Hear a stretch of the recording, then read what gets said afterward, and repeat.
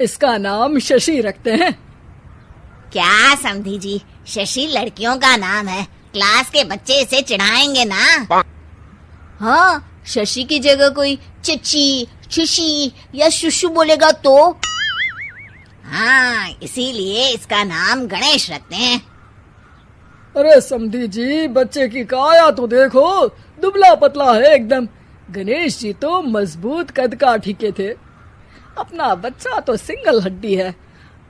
ये नाम जमेगा नहीं इस पर। हाँ, भैया की बेटी का नाम थोड़ा मॉडर्न रखती हैं, जैसे रॉकी। रॉकी? रॉकी तो हमारे डॉग का नाम है। अगर ऐसा ही नाम रखना है तो शेरू रख लो। आप लोग कुछ भी बोल रहे हैं। अरे कुछ भी बोलना रॉकी बोलने से तो बेहतर ही है ना। किरण और रवि को पहला बच्चा हुआ था।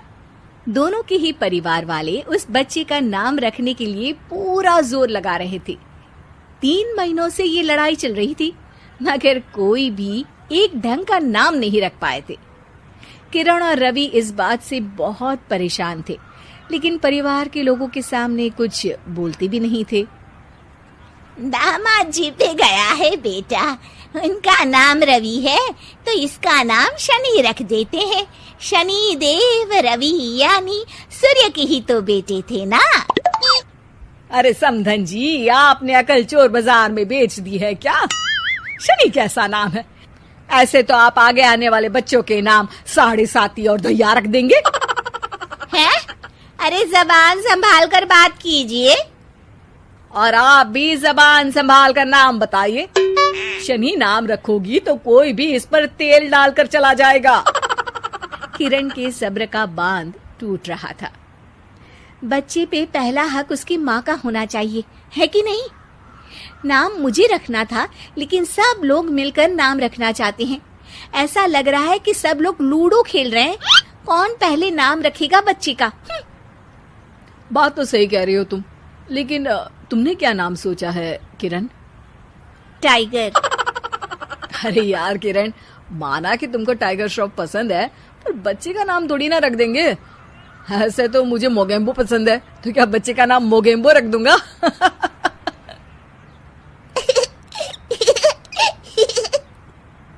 हाँ हाँ, मोगेम्बो नाम ही रख देते हैं। देखो तो, सुन के मोगेम्बो खुश भी हो गया। अरे मजाक छोड़ो।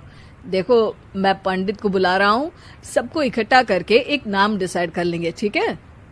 पंडित जी घर आते हैं और उनके साथ सब बच्चे का नाम रखने के लिए इकट्ठा हो जाते हैं। पंडित जी, वैसे तो नाम हम सोच चुके हैं, लेकिन आप भी कोशिश कर ही लीजिए। नाम तो हम भी सोच चुके हैं, दिग्विजय नाम रखेंगे। ऐसा नाम रखो जो मुंह में ना अटक जाए।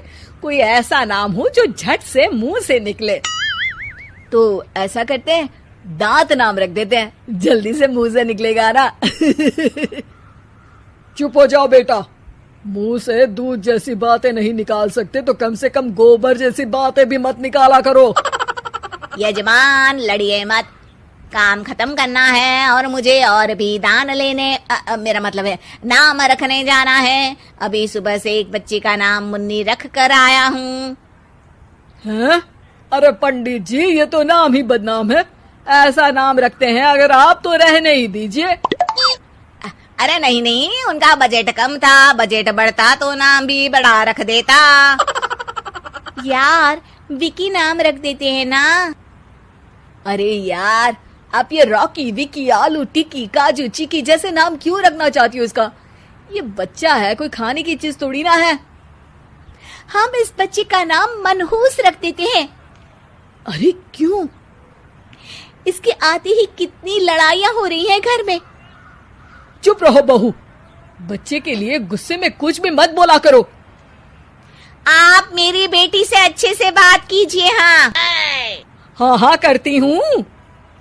श्री श्री 1008 बहुदेवी जी, कृपया करके क्रोधित होकर शिशु के बारे में बुरे शब्दों के प्रयोग से बचें। अरे मेरी लड़की को ताने मत मारिए आप। तो फिर कोई गाना ही मार दूं? बताइए कौन सा गाना मारूं? कुछ कुछ होता है या फिर दिल तो पागल है। आपसे तो मुंह मिलाना ही बेवकूफी है। सब लोग नाम को लेकर बहस करने लगते हैं।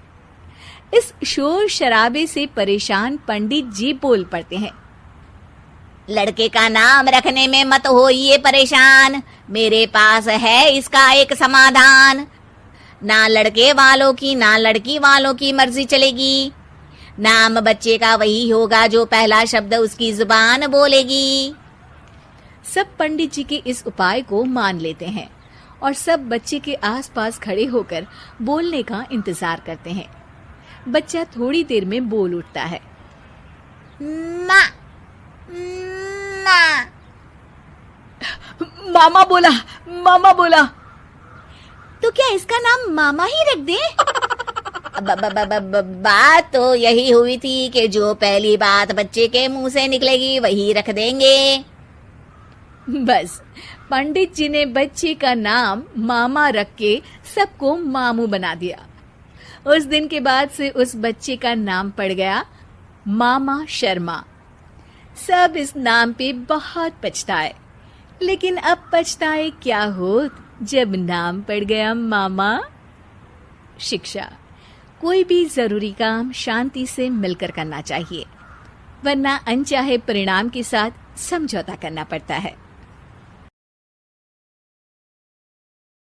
गंवार जिठानी मॉडर्न देवरानी। अर्पिता की शादी राकेश से तय होती है, जो एक सरकारी नौकरी करता था। अरे चाची, अर्पिता इतनी सुंदर, पढ़ी लिखी और मॉडर्न लड़की है, फिर कहाँ आप इसकी शादी ऐसे घर में कर रही हैं? अरे लड़का सरकारी नौकरी करता है, इंजीनियर है, खूब कमाता है, खूब मेहनत की है लड़के ने इस नौकरी के लिए। अर्पिता भी राकेश को पसंद नहीं करती थी, लेकिन पिता ने हाँ कर दिया तो शादी के लिए मन मारकर तैयारी कर रही थी। हाँ माँ, चाची ठीक ही तो कह रही हैं। पता है मेरी सहेलियों के पति कितने मॉडर्न हैं। अरे देख बेटा, तू मॉडर्न है ना, वो पढ़ने लिखने वाला गांव का होनहार लड़का है, तू जैसा रखेगी रहेगा। अब तक कोई उसकी केयर करने वाला नहीं था, है तो सिर्फ एक भाई भाभी, और माँ पिता तो गांव में ही रहते हैं। अर्पिता का मुंह बन जाता है। वो पिता के फोन से राकेश का नंबर लेकर उसे मिलने के लिए बुलाती है। आज तो मैं उसे साफ साफ मना कर दूंगी, मुझे नहीं करनी शादी। शक्ल देखी है, ना कपड़े पहनने का तरीका है ना बोलने का। अर्पिता राकेश से मिलने जाती है। अब क्या हो गया, आपने मुझे अर्जेंट मिलने को बुलाया, सब ठीक तो है ना? हाँ सब ठीक है, पर मैं आपसे कुछ कहना चाहती हूँ। आप ना इस शादी से मना कर दे। राकेश की आंखें अर्पिता की इस बात से लाल हो जाती है। वो रोंधे गले से कहता है, लेकिन शादी की सारी तैयारियां हो गई हैं। मैंने आपके साथ एक अच्छे भविष्य का सपना भी देख लिया है। ऐसा मत करिए प्लीज। माँ पिता के अलावा मैंने किसी को दिल से अपना माना है तो वो आप ही है।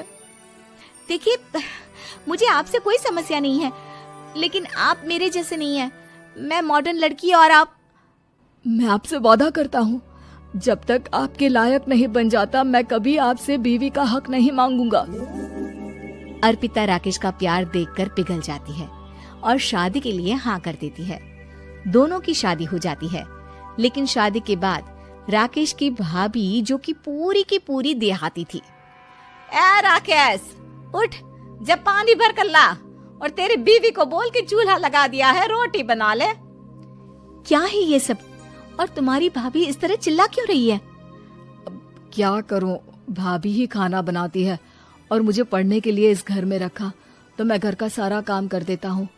अब तुम आ गई हो, अपने तरीके से देख लो। ये मकान तो तुम्हारे पापा ने बनवाया था ना, शहर में, ताकि बेटा पढ़ाई कर सके। हाँ, पर भाभी ही पूरे घर में रहती है। ठीक है, देखो अब। अर्पिता बाहर जाती है।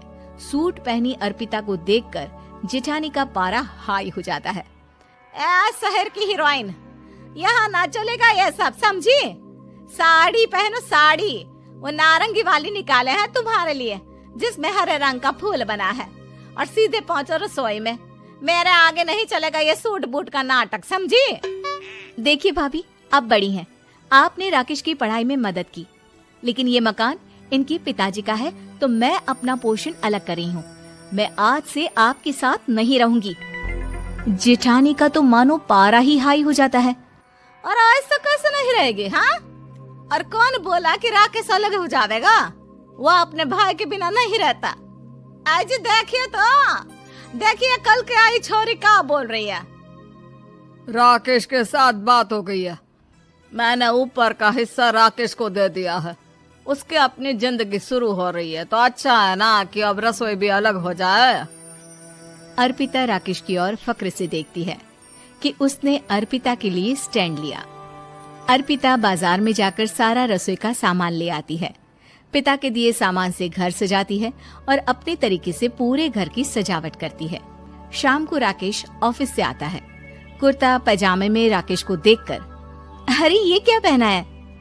भाभी सिलती है ना कुर्ता, मैं सारी कमाई भाभी को ही दे देता हूँ। लेकिन अब ना बीबी को देना होगा, क्योंकि भैया भी अच्छी नौकरी करते हैं। भाभी अपने पति का पैसा संभालें और मैं अपने पति का पैसा संभालूंगी। तभी भाभी आ जाती है। अरे देखो बहुत हो गया। हाँ, अलग रहने तक तो ठीक था, लेकिन पैसा हम एक फूटी कौड़ी नहीं देंगे। बचपन से तुम्हारे पति को हमने पाला है, उसका हिसाब दो। अच्छा, हिसाब चाहिए? कितना पढ़ी हैं आप जो आपको हिसाब चाहिए? बड़े भाई हैं उनकी, जिन्होंने उन्हें पढ़ाया लिखाया। वो हिसाब मांगेगी तो जरूर दे दूंगी भाभी। अरे देख, हाँ, अगर तूने पढ़ाई की है तो मैं भी अंगूठा छापना हूँ। अरे 5 की क्लास तक पूरी पढ़ाई की है, समझे? वैसे भी कल इन लोगों के माँ बाबूजी आ रहे हैं गांव से, वही लोग ठिकाने लगाएंगे तुझे। अगले दिन सास ससुर आते हैं, दोनों बहुत ही सीधे लोग। अच्छा किया जो ऊपर के हिस्से में राकेश की गृहस्थी लगा दी। अब दोनों बेटे अपना अपना देख ले। छोटी बहू कहाँ है? अरे बहुत ही चालाक है माँ जी, ऐसी जबान चलाती है जैसे दर्जी कैंची चलाता है। वैसे बहू तुम भी कम नहीं थी। और सुनाओ। तभी छोटी बहू सास ससुर के पैर छूकर उन लोगों को चाय और नाश्ता देती है। माँ जी, आप थक गई होंगी, मैं खाना लगा देती हूँ, ऊपर आ जाइए चाय पीकर। अरे बस बस, यही रहेंगे वो, क्योंकि बड़ी बहू मैं हूँ। हमेशा से इनके माँ बाबूजी मेरे पास ही आए हैं। चलिए माँ जी, आप ना किचन में खाना बनाइए, मैं जरा बाजार होकर आती हूँ और फिर साथ में खाना खाता है। जेठानी बाजार निकल जाती है और सास ससुर बेचारे घर पर अकेले। फिर दोपहर को, माँ जी, मैंने आप सभी के लिए खाना बनाया है। माना मैं छोटी हूँ, लेकिन अच्छा लगेगा अगर आप लोग मेरे साथ रहें। वैसे भी यहाँ है कौन बेटा, चलो ऊपर राकेश के पास ही चलते हैं। सास ससुर दोपहर का खाना खाकर वहीं आराम करने लगते हैं कि जेठानी आ जाती है। अरे वाह, ये तो वही बात हुई ना, कल की आई को पूरा परिवार और हम अकेले के अकेले। भाभी देखिए, परिवार में प्यार से रहा जाता है, ना कि चालाकी से। अम्मा खाना कैसे बनाती, पहले ही गांव से थक कर आई हैं। हाय रे दया, तो मैं का बाजार से ऐस करके आ रही हूँ। अरे भूख के मारे मेरा सर दर्द हो रहा है, और यहाँ मेरी फिक्र कौन करेगा? अरे तो किचन में खाना है, लगा देती हूँ मैं भाभी। बड़ी बैठकर खाना खाती है और शाम को जब राकेश घर आता है। अरे राकेश, तू तो पूरा हीरो लग रहा है इन कपड़ों में। ऐसे कपड़े पहले क्यों नहीं पहनता था? राकेश बीबी की तरफ देखता है और फिर कहता है, माँ पहले पहनाने वाली नहीं थी ना। हाँ हाँ, और हम जो हाथ से सिल सिल कर कुर्ता पहनाते थे उसका का? अरे तुम्हारे भैया तो आज भी पहन रहे हैं। तभी अर्पिता सास के लिए कपड़े और ससुर के लिए शर्ट पैंट ला कर देती है। उन लोगों को फ्रिज से ठंडा पानी और टीवी में फिल्म दिखाती है। अरे कब से इनको बोल रहे हैं कि फ्रिज वाले आओ, लेकिन ये है कि मानत ही ना है। बहू, अब तो तुम ही समझाओ ससुर जी को। नहीं पापा, आप फ्रिज मत लीजिए। अरे वाह रे छोटे, खुद फ्रिज का ऐसे का मजा ले, और इनकी माँ के पास फ्रिज भी ना हो। अरे देखा पिताजी, देखा माँ जी कब बोल रही है। अरे उसकी पूरी बात तो सुन लो कि वो क्या बोल रही है। वो इसलिए क्योंकि अब माँ जी और पापा यहीं रहेंगे मेरे पास। घर को घर सिर्फ मॉडर्न या गांव की सोच नहीं बल्कि संस्कार बनाते हैं भाभी। गांव के चाउमीन। गांव में चाउमीन का चलन अभी अच्छे से नहीं आया था, लेकिन सुरेश शहर से चाउमीन बनाना सीखकर गांव में ठेला लगाता है। अरे ये केचुआ है क्या भैया? कैसे खाया जाता है? अरे नहीं नहीं, ये चाउमीन है। चाउमीन शहर में खाया जाता है। कितने की दे रहे हो सुरेश? 10 रुपए की प्लेट भरकर। तभी वहां शहर से पढ़ा एक लड़का आता है। जरा एक प्लेट चाउमीन तो देना। सुरेश उसे चाउमीन देता है। उसे चाउमीन खाता देख गांव वाले भी उससे चाउमीन ले लेते हैं और खाने लगते हैं। अरे वाह सुरेश भैया, कमाल की बनाए हो। 2 प्लेट मेरे बच्चों के लिए भी पैक कर दो। बस फिर क्या था, सुरेश का ठेला लगता है और चाउमीन खरीदने वालों की लाइन लग जाती है। तभी वहां से गांव का साहूकार होकर गुजरता है। और ये क्या भीड़ लगी है? लगता है झगड़ा हो गया है गांव में। चलूं मैं भी तो मजे ले लूं। अरे कहाँ है, इतनी भीड़ लगी है यहाँ? लड़ाई हो गई है क्या? अरे साहूकार साहब, ना ना ना, कोई लड़ाई ना हुई है। ये तो सुरेश की दुकान है चाउमीन की। हम लोग चाउमीन खाने आए हैं, आप भी खाइए ना। साहूकार चाउमीन खाता है और सुरेश की तरफ देखता है, जो सारे दिन के पैसे गिन रहा होता है। अरे सुरेश, क्या लागत है इस काम की? अरे साहूकार जी, आप अब आए हैं तो ये पूरे 10,000 रुपए ले जाइए, जो पिछले साल शहर जाने से पहले आपसे लिए थे ना। लागत तो क्या कहे, जो आपने दिया था उसी में सीखा भी है और दुकान भी खोल ली। अरे पैसे इतने जल्दी क्या जरूरत थी? कैसे जरूरत नहीं थी साहूकार जी, इतना मोटा ब्याज कहाँ से भरते। साहूकार को अब सुरेश की दुकान को हड़पने की लालच आ जाती है। नाना करते ये सारे दिन में 500 रुपए कमा ही लेता है। अरे गांव में ये ऐसे ही कमाता रहा तो कहीं ब्याज का काम ना शुरू कर दे।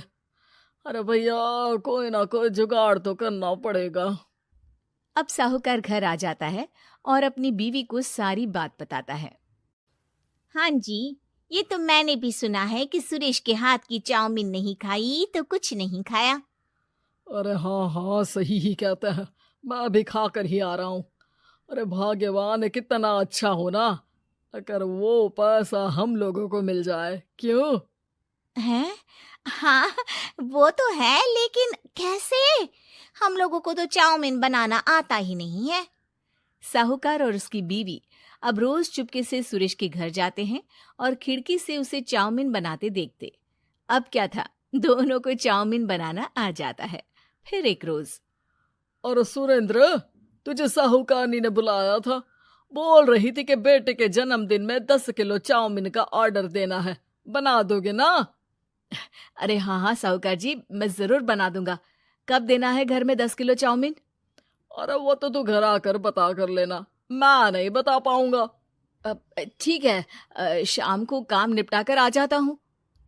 सुरेश साहूकार के घर जाता है, लेकिन वहां मियाँ बीवी मिलकर उसे बंधक बना लेते हैं। अरे मुझे क्यों बांध रखा है? मुझे छोड़ दो। आज से तेरा ठेला मैं लगाऊंगा और बहुत सारे पैसे कमाऊंगा। साहूकार एक आदमी को सुरेश की निगरानी में लगा देता है और वहां से चला जाता है। अगले दिन, अरे साहूकार जी, आप कब से चाउमीन बेचने लगे और अपना ये सुरेश कहाँ गया? अरे वो तो शहर गया है, उसका कोई काम निकल आया था। बोल रहा था कि जब तक वो ना आए तब तक मैं ही उसके ठेले का काम कर दूं। पैसे भी तो बहुत उधार ले रखे थे उसने। लगता है कर्जा भरने के डर से भाग गया है। अरे पर वो तो बोल रहा था कि उसने सारा कर्जा उतार दिया है, और वो क्यों भागेगा? इतना तो कमा रहा था। अरे मुझे क्या पता। अरे चाउमीन खाना है तो बोलो, नहीं तो भागो यहाँ से। अरे हाँ हाँ, दे दो दे दो। अब तो चाउमीन खाना पूरे गांव के लोगों के लिए आदत ही बन गया है। ना खाओ तो नींद ना आए। हाँ हाँ, तो लो और निकालो 50 रुपए। 50 रुपए क्यों? सुरेंद्र तो 10 रुपया में देता था। अरे वो पागल था, मैं थोड़ी ना हूँ।